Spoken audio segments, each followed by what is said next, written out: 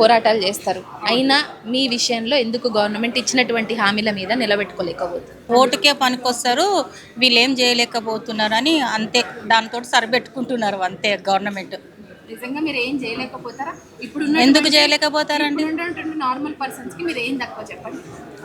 అన్నిట్లో ఎక్కువనే ఉన్నాయి. నేను బ్యూటీషియన్, ఫ్యాషన్ డిజైనర్ని. ఈ పెన్షన్లు అయితే మాకు అసలు ఏది మాకు అసలు లేదు. ఏదో సొంత తెలివితోటి ఏదో సంపాదించుకుంటాము. కనీసం ఇంతకు ముందు గవర్నమెంట్ ఇచ్చినటువంటి పెన్షన్ అన్న వస్తుందా, లేకపోతే అదేమన్నా అదే రన్నింగ్ అవుతుంది. ఇంకా ఇంక్రిమెంట్ అనేది ఏదీ లేదు. ఇంకా ప్లస్ మాకు ఒక డేట్ అనేది ఉండదు. ఆ డేట్ అనేది మాకు కావాలి. ఈ నెలది ఆ నెలకేస్తాడు, ఆ నెలది ఈ నెలకేస్తాడు. ఒక డేట్ అనేది, ఒక ఫిక్స్ డేట్ అనేది ఉండదు. ఇంతకుముందు ఉండే, అప్పుడు ఎప్పుడు అంటే వైఎస్ పీరియడ్లో ఉండే. ఉండే ఫస్ట్కి ఉండే, ఫిఫ్త్కి ఉంటుండే అప్పుడు అంతే. ఇప్పుడు అసలు డేట్ లేదండి. ఒక మంత్ అసలు ఇవ్వరు. అట్లా ఎన్నో మంత్స్ మేము మింగేసేవారు వాళ్ళు.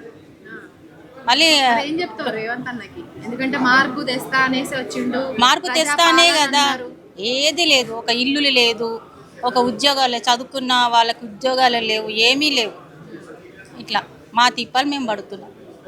రోడ్ల మీద కొంతమంది అయితే దారుణంగా అడుక్కుంటున్నారు.